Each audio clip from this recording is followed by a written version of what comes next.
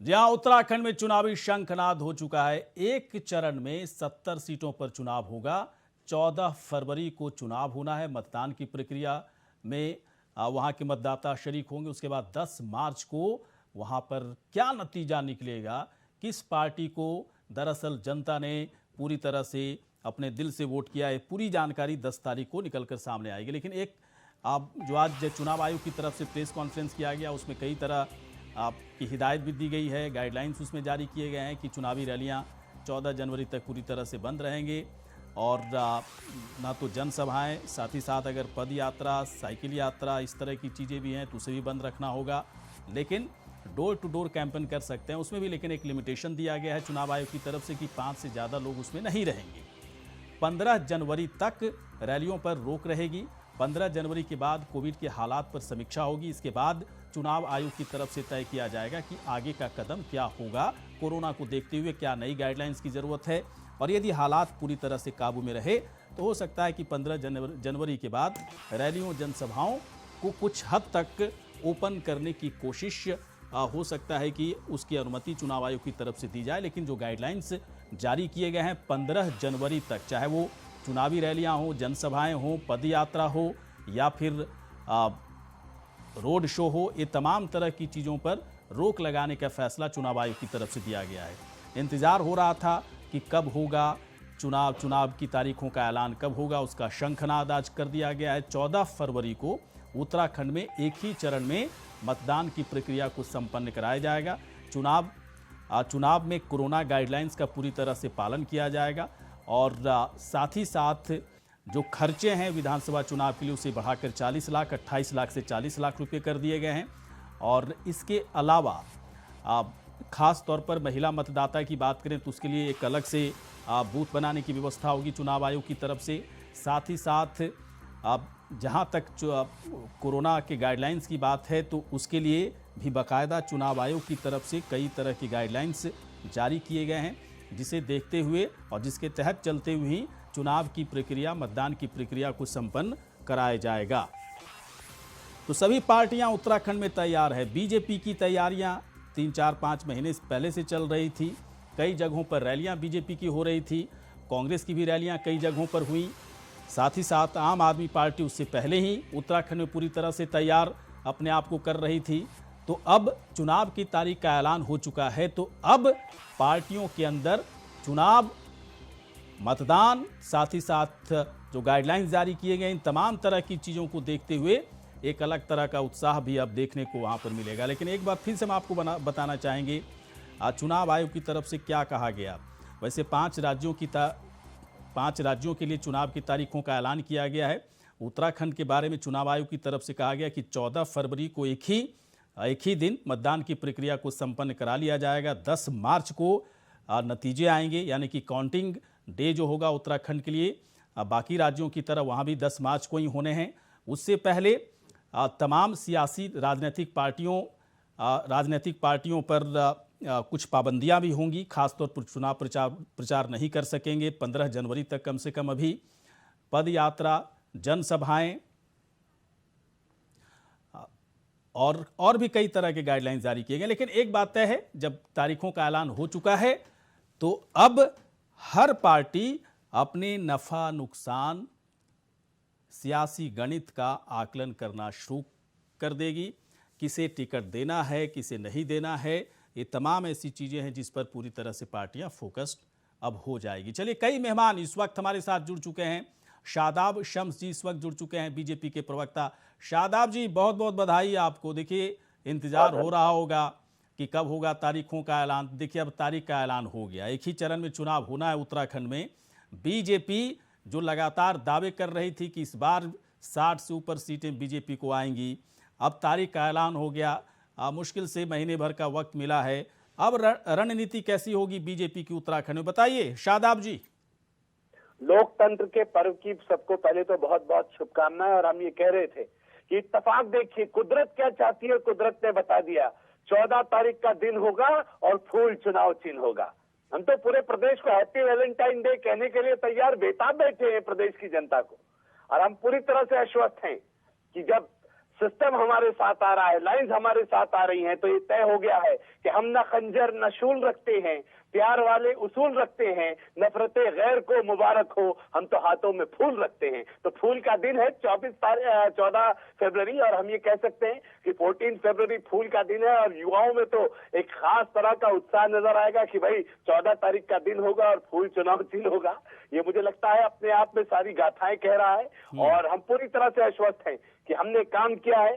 Social distancing का ध्यान रखेंगे, वर्चुअल मीटिंग्स में ज्यादा जुड़ेंगे, क्योंकि पूरी तरह से कोरोना सामने है, तो इस संक्रमण से बचना है, और 2 गज की दूरी, मास्क है जरूरी, पूरी उत्साह भी रहे, और वर्चुअली हम एक दूसरे से जुड़े रहें, और एक दूसरे क्या के क्या एक बात बताएं शादाब, क्या उम्मीद लग रही थी, इस तरह की उम्मीद आप लोग लगाए हुए थे कि जब चुनाव आयोग की तरफ से जब तारीखों का ऐलान होगा तो फरवरी में भी बहुत ज़्यादा वक्त नहीं दिया जाएगा, मतलब महीने भर का वक्त दिया जाएगा, अभी से लेकर फरवरी तक लगभग महीने भर का वक्त है। इतने कम समय में अब क्या क्या तैयारियां अब करनी होगी? वैसे आप लोग कह रहे हैं, वो दावे कर रहे हैं कि हम लोग 4-5 महीने से चुनावी तैयारियों में पूरी तरह से लगे हुए हैं, रैलियां भी खूब किए आप लोग, लगभग काम रैलियों और जनसभाओं का खत्म हो चुका है। बाकी जो चीज़ें बची हुई हैं, अभी क्या क्या बची हैं जिस पर बीजेपी बहुत ही फोकस्ड होकर काम करेगी महीने भर में? अब देखिए, भारतीय जनता पार्टी कार्यकर्ता आधारित पार्टी है, और दुनिया का सबसे बड़ा संगठन है। हम उस एग्जाम के स्टूडेंट की तरह नहीं है कि जो एग्जाम से पहले बुक्स उठा के बैठता है कि आज रात ही पढ़ लूंगा सब कुछ। हाँ। हम तो पूरे 5 साल मेहनत करते हैं, हमने अपना रिपोर्ट कार्ड तैयार कर लिया है, और जनता ने हमारे ऊपर पूरी तरह से विश्वास जताया, और हमने इस बार कहा है युवा मुख्यमंत्री, युवा नेतृत्व, युवा सरकार, और इस बार युवा मुख्यमंत्री के नेतृत्व में 60 पार, और इस बार बहुत शानदार बैटिंग जिस तरह से मेरे युवा मुख्यमंत्री कर रहे हैं, मैं ये कह सकता हूं कि युवाओं का एक नया दौर शुरू हुआ है, और जिस ओर जवानी चलती है उस ओर जमाना चलता है, इस लाइन के साथ हम आगे बढ़ेंगे। और हम ये जानते हैं पूरी तरह से कि हम तो आज डिजिटल युग में हैं, और हम जिस तरह से पहले भी इंटरनेट का वर्चुअल बैठकों का सहारा लेके हम आगे बढ़ रहे थे, हमारे लिए सोशल डिस्टेंसिंग के साथ काम करना कोई चुनौती नहीं होगी। हम बहुत ईमानदारी के साथ, हम पहले भी वर्चुअल बैठकों के आदी हो चुके हैं, और इसलिए हम ये कह सकते हैं कि हम कई लाखों की संख्या वर्चुअली बैठक कर सकते हैं, ये हमारी क्षमताएं हैं। और जो हमारा कार्यकर्ता, बूथ का कार्यकर्ता है, जो बूथ पे बैठा है बहुत ताकत के साथ लड़ने के लिए, वो मन बना चुका है कि अगर कितने षड्यंत्र कर लो, कितने जोर लगा लो, ये आंधी है, ये मोदी की आंधी है, आप इसे रोक नहीं पाएंगे। शादाब ऐसी उम्मीद जताई जा रही थी कि 2 चरणों में हो सकता है उत्तराखंड में मतदान की प्रक्रिया को संपन्न कराया जाए, लेकिन एक ही चरण में कराने का फैसला चुनाव आयोग की तरफ से किया गया। इस फैसले को आप कैसे देख पा रहे हैं? चुनाव आयोग जो निर्णय ले, अब ये कोई कहानी नहीं होती कि सामने वाला जब काम शुरू हो जाता है तो हम नेगेटिव लाइंस कोई नहीं निकालते। हमारा कहना यह है, जो टास्क हमें मिला है, जितने दिन हमें मिले हैं, इसमें ही हमें सब कुछ करके दिखाना है, अपनी ताकत का लोहा इसी में मनवाना है। मेरा एक एक कार्यकर्ता पहले से ही बूथ पे मजबूत बैठा है, पन्ना प्रमुख हम बना चुके हैं, पन्ना टोली हमारी चल रही है, और हम पूरी तरह से आश्वस्त हैं। इस बार युवा मुख्यमंत्री के नेतृत्व में 60 पार, मेरा संगठन पूरी ताकत के साथ जी जान से लगा हुआ है, और एक एक कार्यकर्ता जो बूथ का कार्यकर्ता है वो ये कह रहा है कि इस बार हम दिखाएंगे कि हमारी विचारधारा और मजबूत हुई है। जो लोग मेरे देश के प्रधानमंत्री के साथ षड्यंत्र करने की कोशिश कर रहे हैं, जो लोग हर चीज को हल्के में ले रहे हैं, जो सिर्फ और सिर्फ अपनी व्यक्तिवादी राजनीति करते हैं, सत्ता प्राप्ति की राजनीति करते हैं, उन सब लोगों को मुंह तोड़ जवाब देने का वक्त अब आ गया है। और मेरा कार्यकर्ता मन बना चुका है कि इस बार तमाम बूथों को 51% वोटों से हम जीत के आएंगे, एक्स्ट्रा 51% वोटों। चलिए ठीक है। अच्छा, एक जानकारी और चाह रहे थे, चुनाव आयोग ने जो गाइडलाइंस जारी किए, कुछ खास तरह के गाइडलाइंस हैं कि 15 जनवरी तक चुनावी रैलियां नहीं की जा सकती हैं, जनसभाएं नहीं की जा सकती हैं, पद यात्रा, रोड शो वगैरह पर पाबंदी लगाई गई। 15 जनवरी के बाद फिर समीक्षा होगी, अगर सब कुछ हालात काबू में रहे तो हो सकता है कि कुछ ढील दी जाए चुनाव आयोग की तरफ से। लेकिन मुझे थोड़ा सा जानना है, उससे पहले ही उत्तराखंड की सरकार ने कई नियम, कायदे, कानून बनाए, गाइडलाइंस जारी किए कोरोना के खिलाफ, और उसी बीच में चुनाव प्रचार का भी पूरा जो तरीका आप लोग का था वो भी साथ साथ में चल रहा था। अब बाकायदा चुनाव आयोग की तरफ से जो गाइडलाइंस जारी किए गए, अब इसे फॉलो किया जाएगा या फिर राज्य सरकार की तरफ से जो जारी किया गया था उसे फॉलो किया जाएगा, फिर दोनों मिक्स करके फॉलो करना है, क्या होगा? चुनाव आयोग की एक एक बात अक्षरशः पालन की जाएगी। मेरे मुख्यमंत्री, मेरे प्रदेश अध्यक्ष, मेरे वरिष्ठ नेता सब स्पष्ट कर चुके हैं। जो चुनाव आयोग की गाइडलाइन होगी, एक एक गाइडलाइन को पूरी ईमानदारी से पालन किया जाएगा। हाँ। हमारे तमाम कार्यकर्ताओं को ये ताकीद की जा चुकी है कि आउटडोर एक्टिविटीज पूरी तरह से बैन कर दी गई हैं। कोई मीटिंग, नुक्कड़ बैठक, कोई कुछ नहीं होगी। सोशल डिस्टेंसिंग का पालन करेंगे और हम लोग, क्योंकि हम जानते हैं काम कैसे होता है, हम संगठन चलिए आधारित ठीक पार्टी है। हैं और इसलिए दिनेश पूरी तरह गौड़ से जी, दिनेश गौड़ इस वक्त जुड़ चुके हैं, कांग्रेस के प्रदेश प्रवक्ता इस वक्त हमारे साथ। दिनेश गौड़ जी, स्वागत है आपका। जी धन्यवाद। बहुत बहुत बधाई सर आपको। चलिए सर, सभी को बधाई है। काफी लंबे समय से चुनाव आयोग तैयार है, बीजेपी भी कह रही है कि मैं भी तैयार हूं, कांग्रेस कितना तैयार सर, बताइए। कांग्रेस तो देखिए, क्योंकि हम लोग तो विपक्ष में थे तो हम तो तैयारी बहुत पहले से कर रहे हैं। पिछले 4 सालों से तैयारी चल रही है। और अभी जो ये इस तरह से कोरोना का जो एक बार फिर से ये प्रकोप बढ़ता हुआ दिख रहा है, तो ये बहुत चिंता का विषय है। और इसमें भारतीय जनता पार्टी हो, कांग्रेस हो, आम आदमी पार्टी हो, कोई भी हो, सबको कोरोना का गाइडलाइन का पालन करना चाहिए, क्योंकि ये बीमारी किसी पार्टी या दलगत उसको देख के नहीं आती।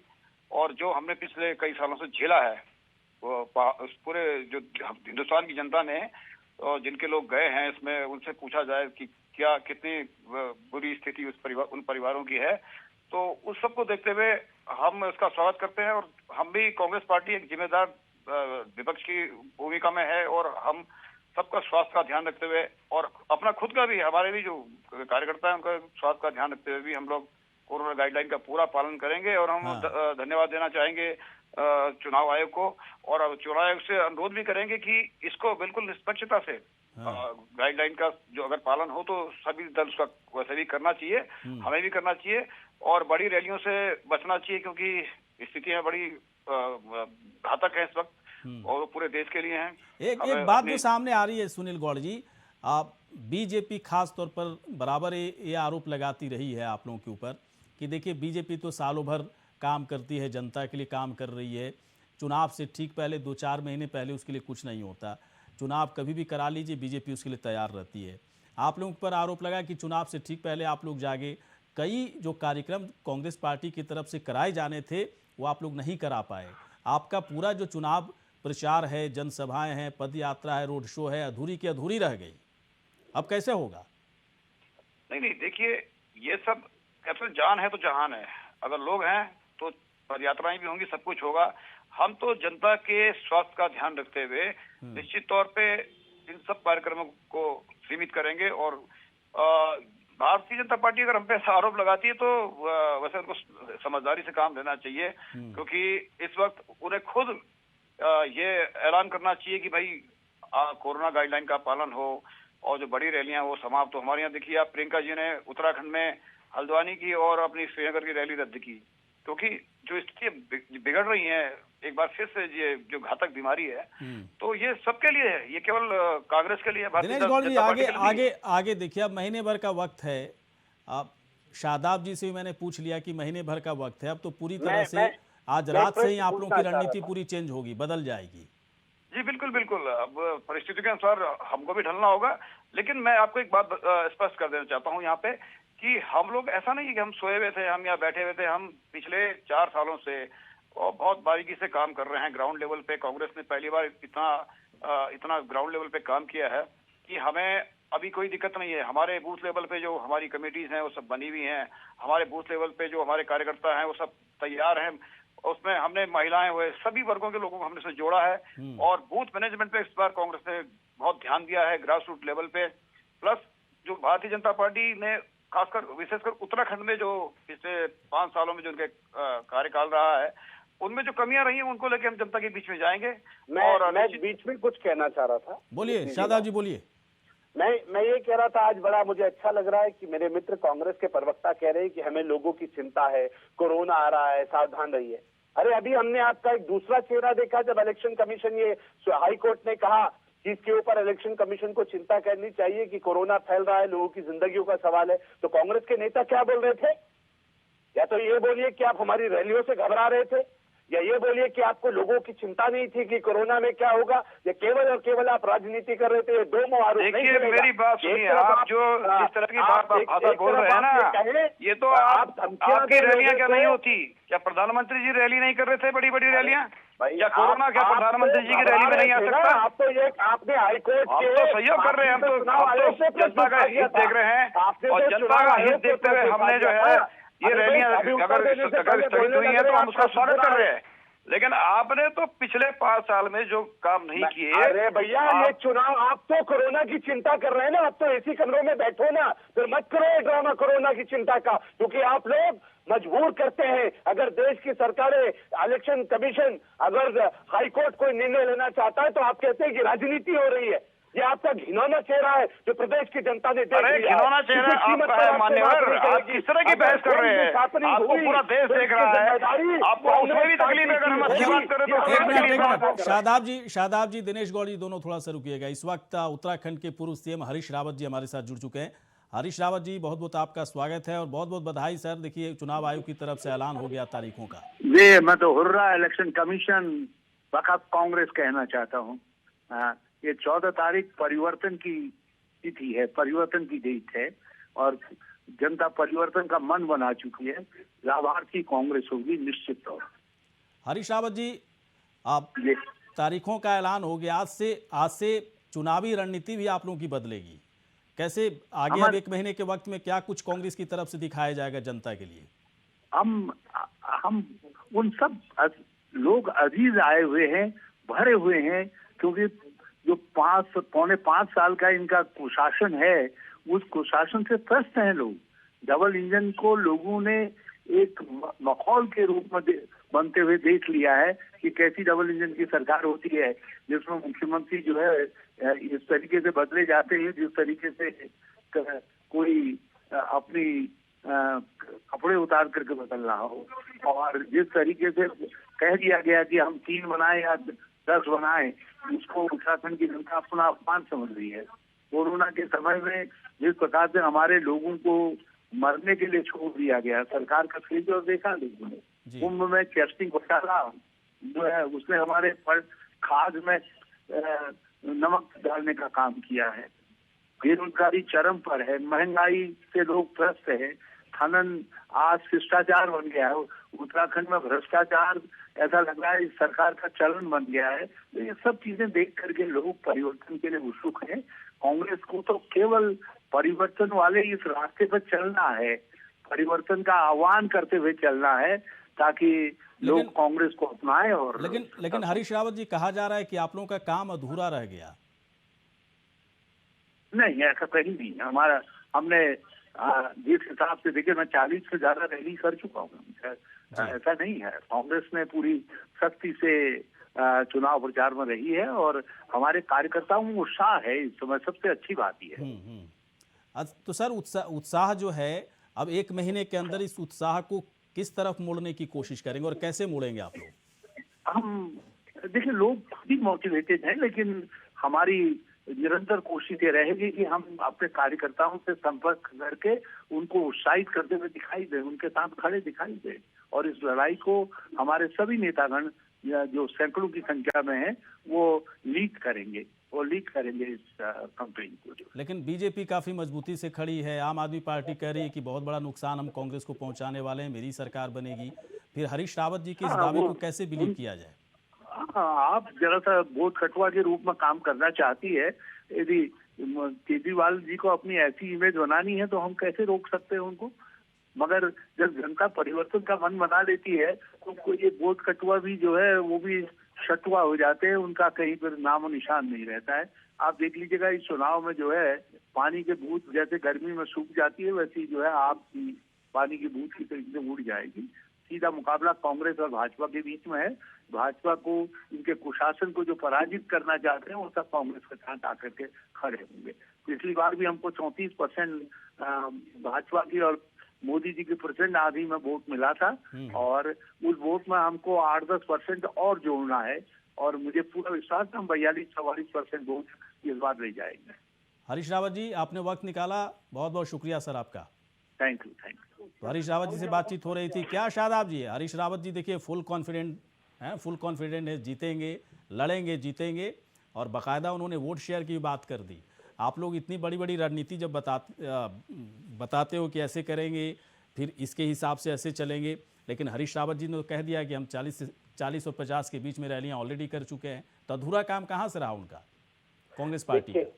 मैं ये कह रहा हूँ अभी वो चेहरा घोषित नहीं कर पाए, और जो उनका उन्होंने कहा कि हम ये कर चुके वो कर चुके, मैं तो कहने वाला था उन्हें हैप्पी वैलेंटाइंस डे।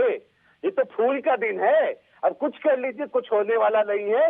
जब वो मुख्यमंत्री थे इस सूबे के और उनके नेतृत्व में चुनाव हुआ तो कांग्रेस 11 पे सिमटी थी। अब तो सोचिए और वापस नीचे जाना है, तभी हमने कहा इस बार 60 पार बढ़ने की तो सोचिए भी मत, क्योंकि उनके चेहरे को उन्हीं के नेता एक्सेप्ट नहीं कर रहे हैं। प्रीतम सिंह जी कह रहे हैं कि नहीं उनका चेहरा पसंद नहीं आ रहा है, योगेंद्र यादव, उनके देवेंद्र यादव कह रहे हैं प्रभारी उनका चेहरा पसंद नहीं आ रहा है। तो सबको दिख रहा है कि कांग्रेस और यहाँ प्रदेश की जनता डबल इंजन की सरकार चाहती है, क्योंकि केंद्र में 2024 तक सरकार है, तो पूरा प्रदेश भगवा में है, मोदी में है। यहाँ के लोग मोदी जी से प्यार करते हैं, और मोदी जो प्रदेश के मोदी जी है वो उत्तराखंड के लोग। गलतफहमी क्या है शादाब जी का? दिनेश गौड़ जी जरा बताइए। देखिए, शादाब जी बहुत बड़ी गलतफहमी में है। शादाब जी को सब पता है कि उत्तराखंड में, खासकर उत्तराखंड की बात करूंगा कि वहाँ पे क्या स्थिति है भाजपा की। 3 मुख्यमंत्री बदलने पड़े ने, और इन्होंने कुछ काम नहीं किया, इन्होंने कुछ काम नहीं किया पिछले 4.5 सालों में। एक अध्यक्ष पर भरोसा नहीं था, 5-5 4 सालों में कुछ नहीं किया आपने, कुछ नहीं किया ये, और आप बहुत घबराए हुए हैं। अरे आप राजनाथ सिंह जी आते हैं उत्तरकाशी में, 5 कैप्टन क्यों बनाया आपने? आप, ये तो रणनीति है हमारी पार्टी की, हमें तो चुनाव लड़ना है, हम कोई सत्ता में नहीं है कि हम 5 मुख्यमंत्री बना दें, ये कहिए। है ना? आपने तो यूपी में सारे पांचों यूपी में देख लीजिए, आपने आपके नेता आपसे काम चलता नहीं है। हमारा जो मुख्यमंत्री बनेगा, आपकी नीतियां फेल हो गई, मेरी समझ में नहीं आ रहा है। महाराज जरा हमें बोलने में, जब आप बोलते हैं तो हम उसमें डिस्टर्ब नहीं करते, लेकिन आपको सुनने की आदत नहीं है। आप कम से कम विपक्ष की बात तो सुनो कि हम कहना क्या चाह रहे हैं। आपको आदत ही नहीं है सुनने की, आप अपनी तो बोल देते हैं, दूसरे की बात आएगी तो आप जो है उसमें कुछ ना कुछ बीच में जो है, तो जरा सुनने की आदत डालिए। अच्छा एक बात बताएं दिनेश गौड़ जी, एक बात बताएं, इस बार देखिए कई नई बातें निकल कर भी आ रही है उत्तराखंड के बारे में, कि इस बार नई जो महिला मतदाता है ना, उनकी संख्या नए पुरुष मतदाताओं से ज्यादा है। और आप लोग अभी शुरुआत ही किए थे, जैसा कि प्रियंका गांधी की तरफ से वादा किया गया था, हालांकि उत्तर प्रदेश के लिए उन्होंने वादा किया था। मैं थोड़ा सा जानना चाहता हूँ 50% आरक्षण वाला जो आप लोग एक जो दांव चले थे उत्तराखंड में, उसको लागू करने वाले हैं कि नहीं करने वाले हैं? देखिए, वो प्रियंका जी ने उत्तर प्रदेश के बारे में 40% महिलाओं को टिकट देने की बात कही थी। जी 40%। और बिल्कुल वो वहाँ के उन्होंने जो है यूपी की स्थिति देख के ये सब कुछ कहा है। और हम, ऐसा नहीं है कि हम महिलाओं को उसमें, उत्तराखंड में भी हम पूरा प्रयास करेंगे कि महिलाओं को अधिक से अधिक संख्या में टिकट दिए जाए। तो ये प्रयास नहीं, जब उत्तर प्रदेश के लिए ऑलरेडी प्रियंका गांधी ऐलान कर चुकी हैं, बाकायदा मैं कई कांग्रेस के नेताओं से बातचीत कर रहा था, तो वो कह भी रहे हैं कि एक बड़ा इनिशिएटिव लिया भी जा रहा है इस पर, वो चीज़ें दिखेंगी आपको। उत्तराखंड में भी कई नेता कह रहे थे कि हम 40 नहीं, हम 50% तक महिलाओं को यहाँ से टिकट देंगे। वो लोग कुछ दिन तक तो बात किए, फिर एकदम से गायब हो गए सीन से। 40 तो छोड़िए, 50 तो छोड़िए, 40 की बात करने के लिए कोई तैयार नहीं है, 20% की बात करने के लिए कोई तैयार नहीं है। देखिए, आपको मैं स्पष्ट बता दूं कि कांग्रेस पार्टी ने महिलाओं का हमेशा सम्मान किया है, और महिला, हमारी तो प्रधानमंत्री भी महिला रही हैं और हमारे अध्यक्ष भी महिला रहे हैं, तो महिलाओं के सम्मान में कांग्रेस पार्टी कभी भी पीछे नहीं रही है। तो निश्चित तौर पे जो हमारे यहाँ एक्टिव महिलाएं हैं, उनको निश्चित तौर पे इस बार आपको देखने को मिलेगा। देखेंगे सर, जो है महिलाओं को बिल्कुल देखने को मिलेगा, और अधिक से अधिक संख्या में टिकट मिलेगा। चलिए, आप दोनों यहाँ पर आए सर, दोनों आप यहाँ पर आए, समय आप दोनों निकाला, बहुत बहुत आप दोनों का धन्यवाद, शुक्रिया। तो उत्तराखंड में चुनावी शंखनाद हो चुका है। 14 फरवरी को एक चरण में उत्तराखंड की 70 सीटों पर मतदान की प्रक्रिया को संपन्न कराया जाना है। कोरोना के कई गाइडलाइंस चुनाव आयोग की तरफ से लागू किए गए हैं, जिसे तमाम राजनीतिक पार्टियों से लेकर जनता तक को फॉलो करना होगा। 15 जनवरी तक कई रैलियां, जनसभाएं जो तमाम तरह से राजनीतिक पार्टियों की तरफ से हो रही थी, उस पर रोक लगा दी गई है। 15 तारीख के बाद कोरोना के हालात की समीक्षा होगी, सब कुछ ठीक ठाक रहा, काबू में रहा तो हो सकता है कुछ ढील दी जाए। लेकिन चुनाव आयोग की तरफ जो तारीखों का ऐलान किया गया है उसके बाद उत्तराखंड में इस वक्त सियासी उत्साह में जैसे इजाफा होता जा रहा है। सभी पार्टियों में अलग तरह का उत्साह है, अलग राजनीति दिखेगी, अलग रणनीति दिखेगी। इसी के साथ इस खास कार्यक्रम में इतना ही। नमस्कार।